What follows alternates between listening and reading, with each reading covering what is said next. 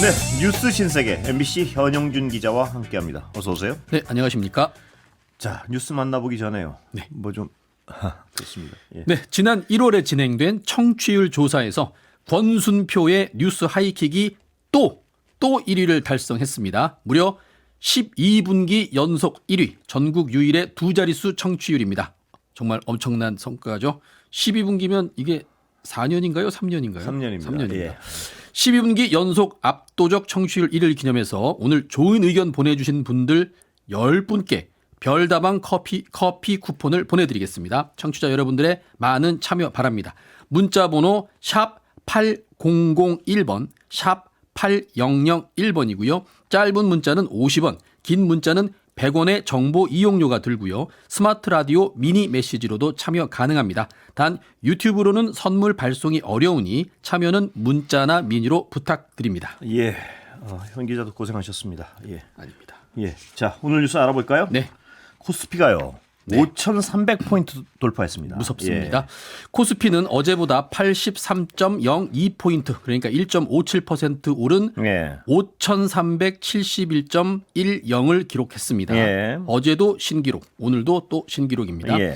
이 외국인과 개인들은 매도를 했는데요. 예. 기관이 오늘 하루 1조 7,800억 원어치 순매수하면서 예. 지수 상승을 견인했습니다. 예. 특히 삼성전자가 예. 전일 대비 1,600원 오른 16만 9,100원. 예. 그러니까 17만 원까지 지금 900원 남았습니다. 예.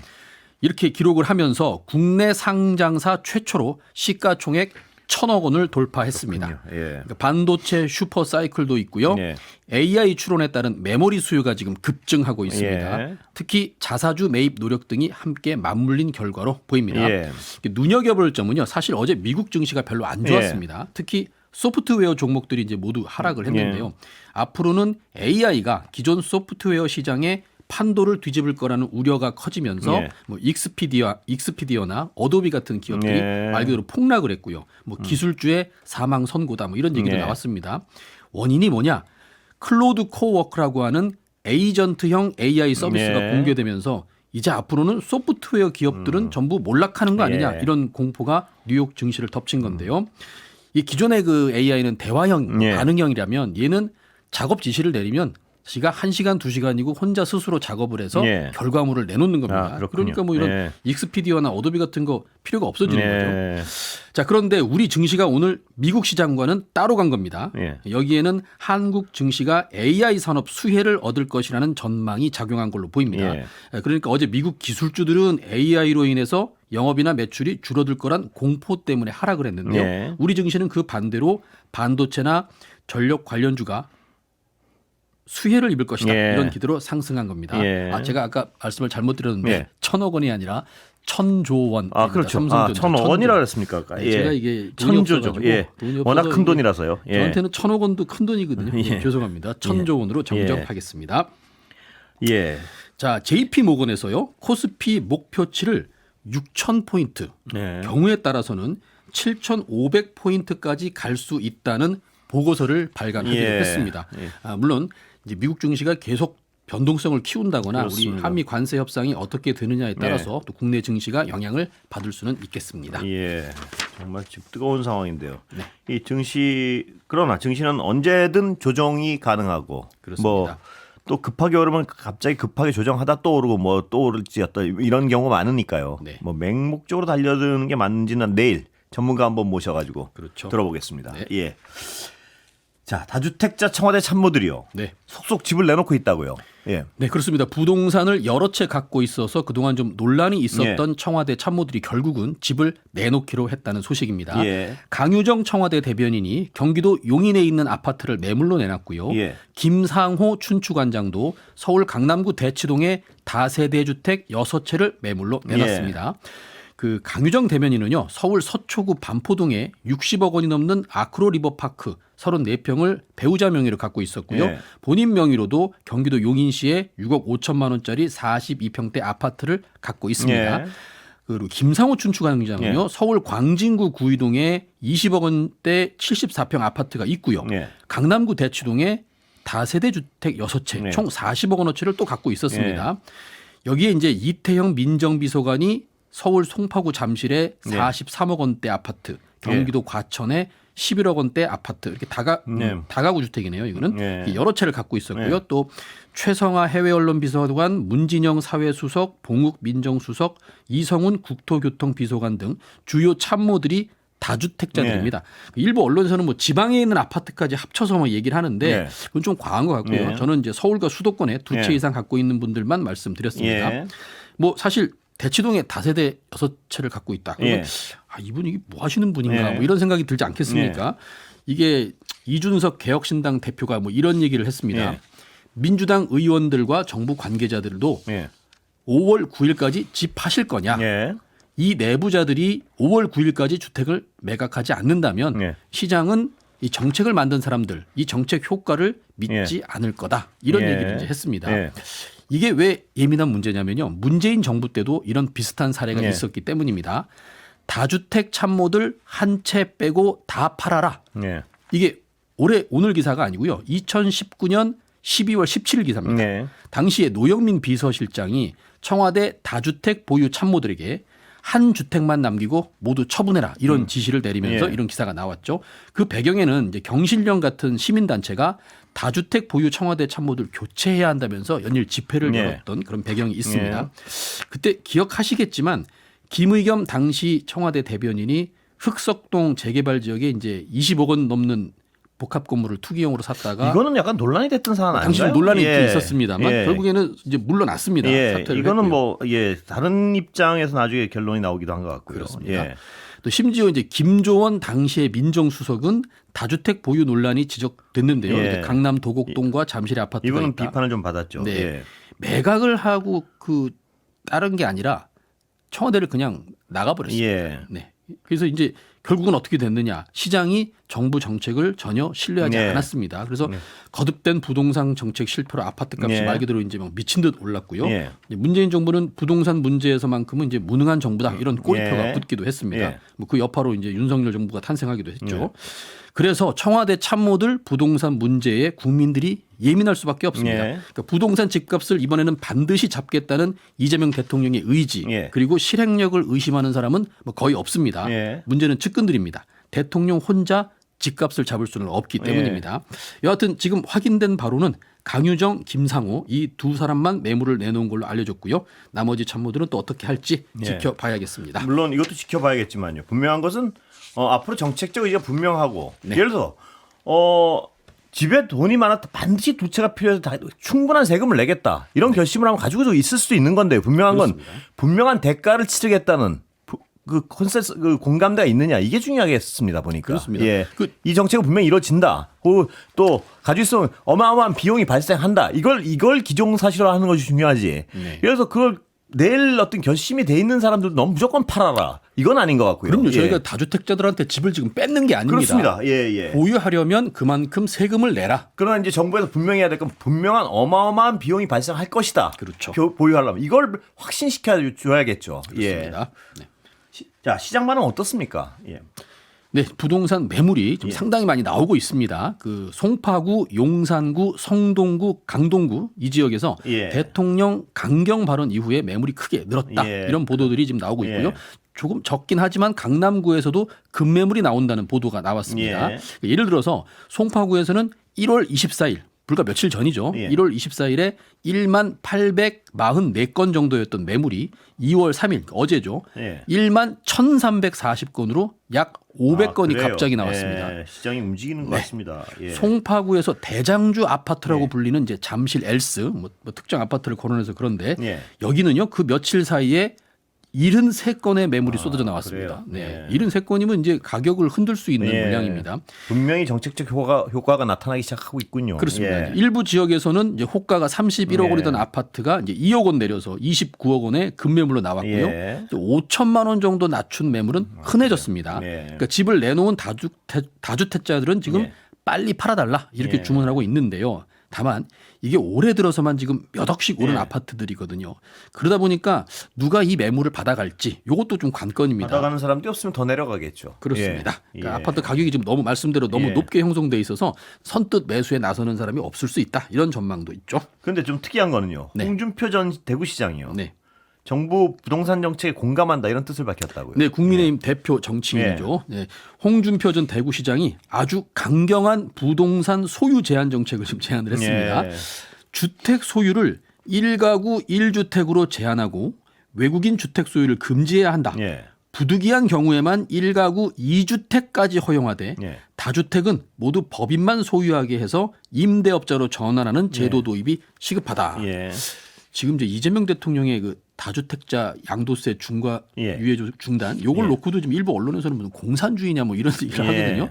근데 국민의힘 대표 정치인 홍 전 시장이 예. 1가구 1주택으로 제한해야 한다. 예. 상당히 파격적인 주장이죠. 예.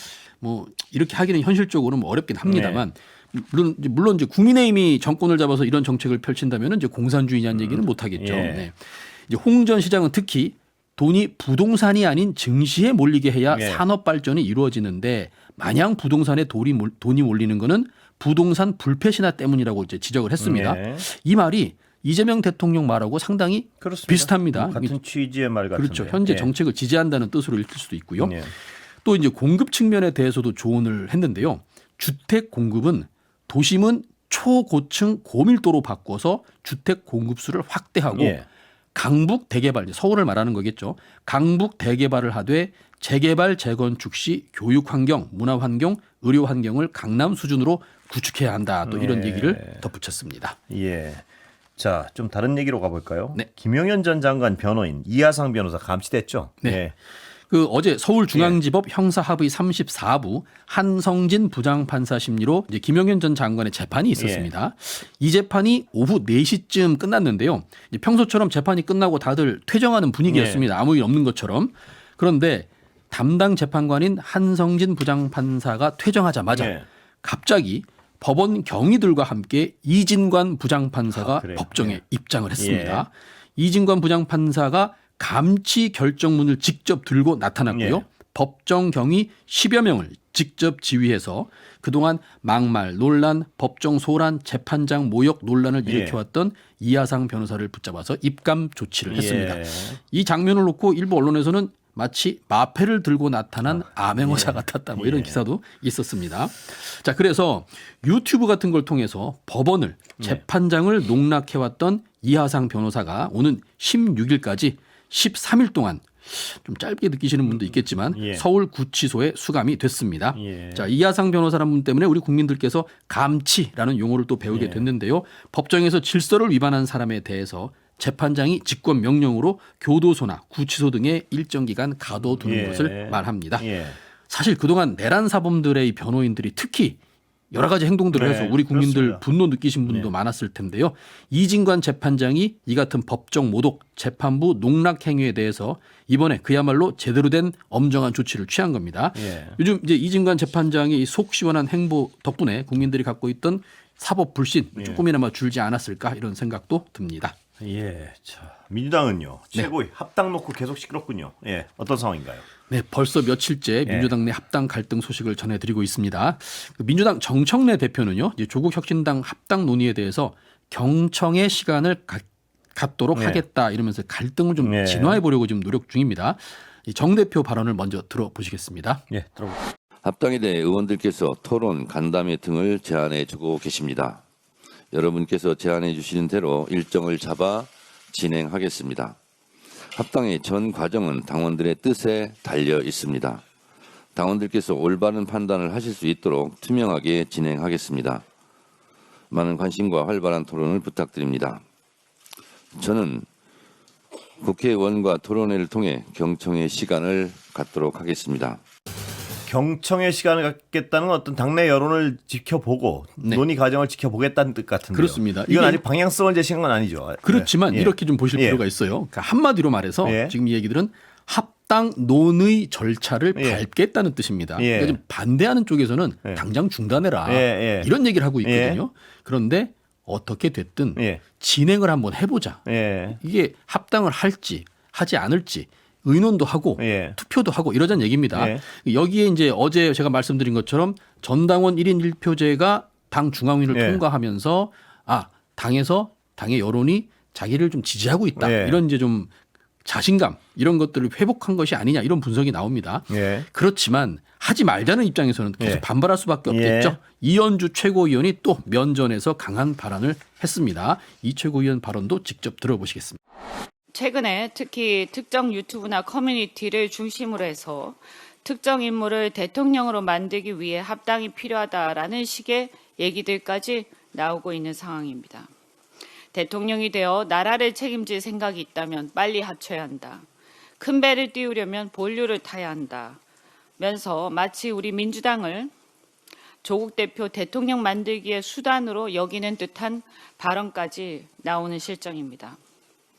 제가 여러 번 말씀드렸지만 지금은 이재명의 시간이지 차기 대권주자 밀어주기를 할 시간은 아닙니다.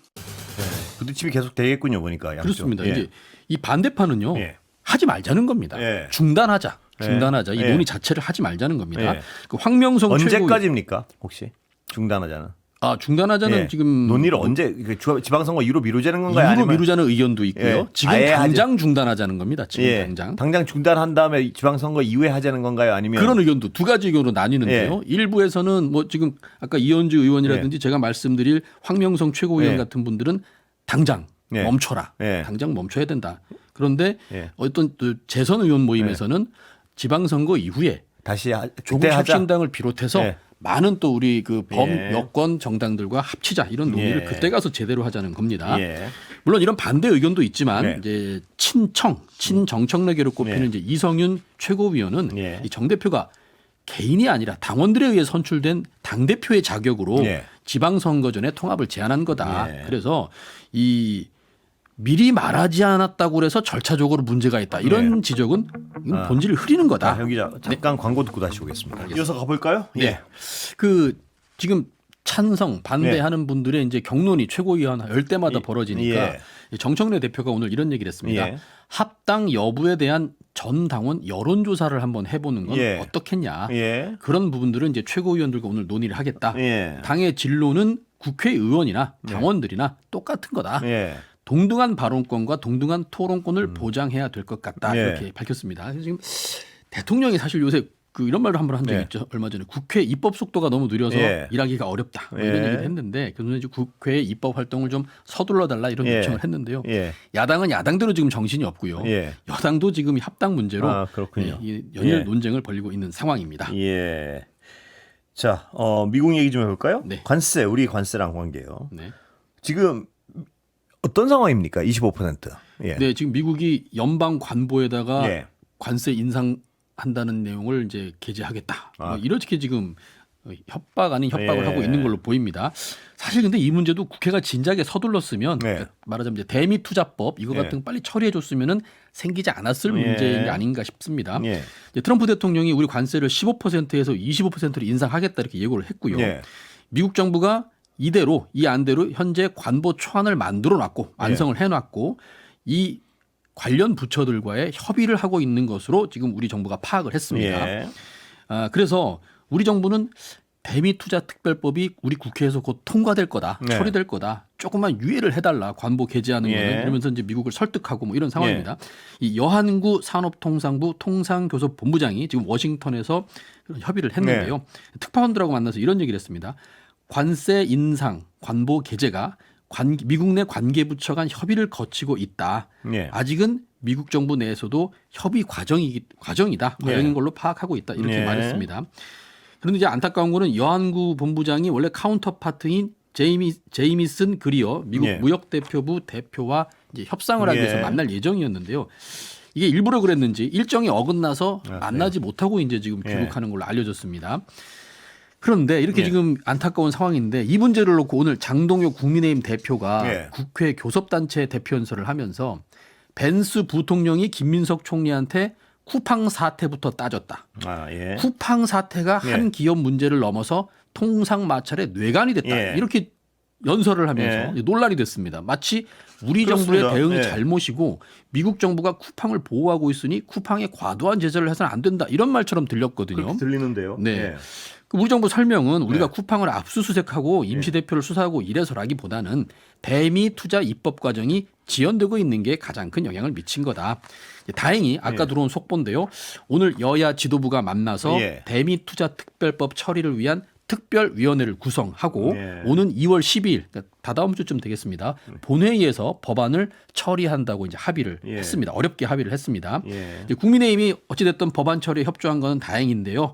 지금 트럼프 미국 대통령이 뭐 우리한테만 그러는 것도 아니고 예. 전 세계 동맹국들을 상대로 부당한 요구를 예. 계속하고 있지 않습니까? 근데 제1야당 당대표라는 그렇습니다. 분이 이제 쿠팡을 건드려서 이렇다. 그러니까 어떤 국익 차원에서 논의를 해야죠. 미국이 뭘 들고 나오면 봐, 니들이 잘못하니까 그렇지 않느냐는 얘기를 반복적으로 하면요. 어떻게 외교적으로 어떤 우리가 협상이 가능하고 저항할 부분은 저항하고 우리가 실리를 찾을 수 있겠습니까? 이거 미국 편만 들면 그럼 쿠팡을 보호해야 됩니까? 쿠팡은 극단적인 행위를 반복하고 있는데 그렇습니다. 제1야당 대표 할 얘기 아닌 것 같은데요. 어느 나라 정치인이냐 예. 이런 비난이 지금 쏟아지고 그렇습니다. 있는 상황입니다. 예. 자, 포스코 제쳐서요. 네. 휴머노이드 로봇. 네. 이 추진한다고요. 맞습니다. 예. 포스코 그룹이 휴머노이드 로봇을 철강 제품 물류 관리에 적용하는 프로젝트를 예. 본격 추진하기로 했습니다. 이제 현재 포스코 그룹은 이제 제철소에서 생강하는 철강제 코일, 이게 뭐 뉴스에서 보셨겠지만 어마어마하게 예. 굵은 철강제 코일들 예. 이거를 이제 관리하는데 이 로봇을 예. 투입하겠다는 건데요. 이게 보통 20톤에서 40톤에 달하는 아변 완성품 코일을 예. 이제 옮기는 작업입니다. 하역을 하는 작업장에 얘가 투입되는데 워낙 무겁다 보니까 하역할 때 크레인을 쓰거든요. 여기까지 들어야 될 것 같습니다. 네. 시간이 다 됐습니다. 변영준 기자 고생했습니다. 네, 수고하셨습니다.